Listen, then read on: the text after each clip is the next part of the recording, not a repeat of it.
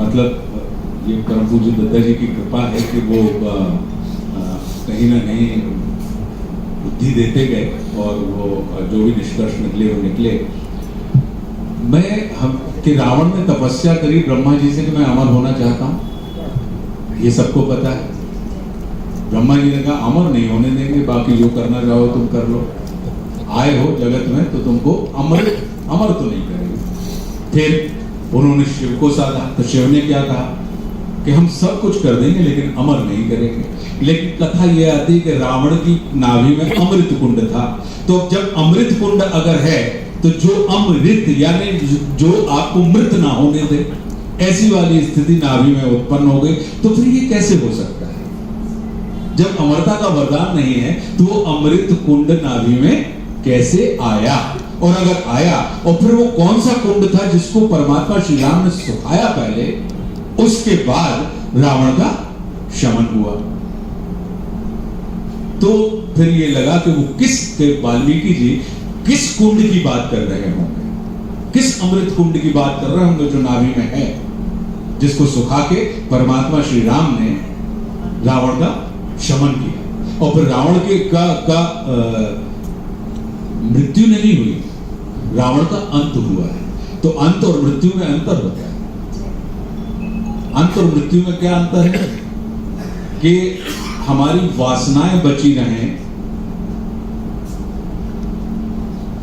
हमारी इच्छाएं बची रहें और सांसें समाप्त हो जाएं, तो ये क्या है? ये मृत्यु कहलाती है। लेकिन हमारी इच्छाएं समाप्त हो जाएं और सांसें बची रहें, यह कहलाता है मोक्ष। तो जब अंत आपका होता है तो आप अंत से अनंत में विलीन हो जाते हैं। तभी तो ये कहा जाता है ना कि रावण जब मरे तो उनके अंदर से एक दिव्य चेतना निकली और परमात्मा श्री राम के अंदर मतलब वो अनंत में समाहित हो गई। तो फिर राम ने क्या किया होगा कि उनकी सारी इच्छित दमित जितनी भी आकांक्षाएं हैं उन समस्त आकांक्षाओं को ड्रेन आउट किया होगा। और जब ड्रेन आउट आप हो गए तो फिर आप एक निर्विकार स्थिति में, आप फिर सिर्फ एक योद्धा या एक प्रतिशोध के भाव से नहीं, फिर आप प्रेम के भाव से एक साधक की भांति समरभूमि में खड़े थे। और तब फिर आपके अंदर समर्पण का भाव पैदा हुआ और आपने स्वयं को समर्पित कर दिया। और जैसे ही जब समर्पण की स्थिति आई तो आपका मृत्यु नहीं, आपका अंत अनंत में समाहित हो गया। वो फिर परम ब्रह्म के आप आश्रम में पहुंच गए। तो वो वाली युक्तियों के माध्यम से कि हमारे शरीर में 10 चक्र होते हैं। योग में जब हम जाते हैं तो हमें बताया जाता है कि 7 चक्र होते हैं, जिसमें चौथे चक्र को मूलाधार कहा जाता है कि ऊर्जा अगर ऊपर पहुंच जाए तो आप ब्रह्मानंद को उपलब्ध हो जाते हैं, और ऊर्जा यदि नीचे की तरफ चलने लगे तो आप विषयानंद में रक्त हो जाते हैं। तो रावण की जो योग साधना होगी वो संभवतः कहीं ना कहीं चौथे जो नाभि केंद्र होगा वहां के द्वंद्व में फंसी हुई होगी कि वो तो उसमें वो क्या है योग में, वो हमारी समस्त क्रोध प्रतिशोध, हमारी समस्त दमित इच्छाओं का वह केंद्र होता है कि कहीं ना कहीं उससे उन्होंने मुक्त करवा के कि वो 10 दिन में, क्योंकि 84 दिन युद्ध चला है और मेघनाद का जो और राम और रावण के बीच में 10 दिन तक युद्ध चला है। ऐसा नहीं हुआ कि कुंभकर्ण के बाद मेघनाद मरा और मेघनाद के अगले दिन रावण मर गए।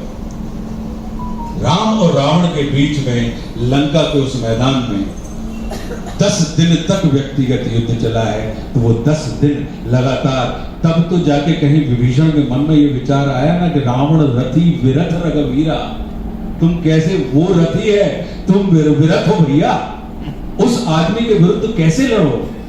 और वो 9 दिन तक लगातार निरंतर एक दूसरे की तरफ से और सारी चीजें चल रही हैं। और एक जो व्यक्ति जो समर्पित है उसके मन में शंका घर कर जाती है। और तब राम अपने उस रहस्य का अवगुंठन करते हैं। वो अवगुंठन था तो उसको खोलते हैं कि जो रथ वो कौन सा है, वो जिससे विजय प्राप्त की जाती है। और मैं क्या कर रहा हूं, तुम विभीषण तुम सिर्फ देखो। कितनी मतलब अद्भुत है हमारे पास कथाओं का संसार जो है कि राम के पास भी एक परम भक्त होते हुए परम शंकालु मित्र था विभीषण। और भगवान कृष्ण के पास भी परम भक्त होते हुए परम संदेह से ग्रस्त अर्जुन का चित्त था।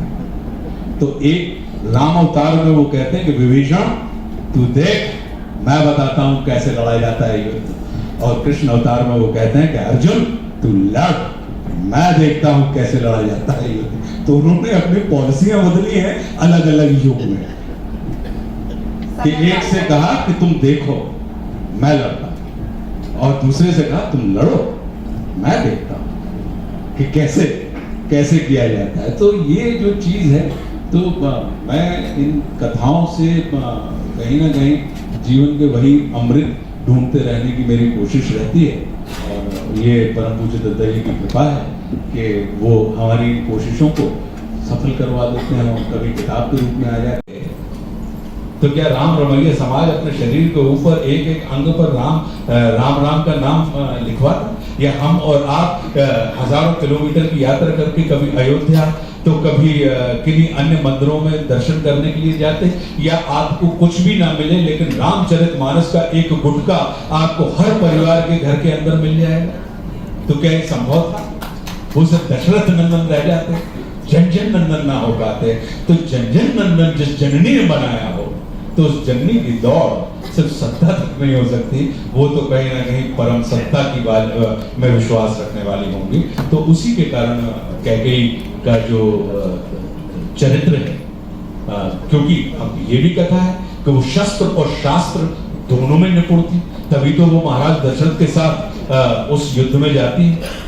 और उसी के परिणाम स्वरूप जहां पे दशरथ अशक्त होकर गिर जाते हैं और वो अपनी रण कौशल से उनकी प्राण रक्षा करती है, तभी तो दशरथ कहते हैं ना कि हम तुमसे बहुत प्रसन्न हैं, मांगो कौन से 2 वरदान मांगती हो। और वरदान का मतलब ये होता है श्रेष्ठ दान। तो क्या ये जो उन्होंने मांगे वो अश्रेष्ठ हो सकते हैं? वो तो वरदान थे, तो मतलब श्रेष्ठ दान ही होंगे। तो श्रेष्ठ क्या होगा? कि श्रेष्ठ ये होगा कि राम अयोध्या के सिंहासन पर बैठने से पहले जो स्त्री नर से नारायण की यात्रा करवा किसी व्यक्ति को, उनकी सोच इतनी छोटी तो अपने पुत्र के लिए नहीं हो सकती। तो कहीं ना कहीं वही हमारे चित्त में था कि कैकेयी नहीं इतना हमारे और आपके जैसा नहीं सोच सकती। उन्होंने कुछ और सोचा होगा कि बेटा अयोध्या के सिंहासन पर बैठने के पूर्व तुम अखिल ब्रह्मांड के हृदय को जीतो, तब जाकर तुम उस हिरण्य सिंहासन के अधिकारी होगे। और वही कारण रहा कि हम और आप आज तक इतने युग के बाद भी श्रेष्ठतम शासन कल्पनाओं में पहले दान पायदान पर राम राज्य की परिकल्पना रखते हैं।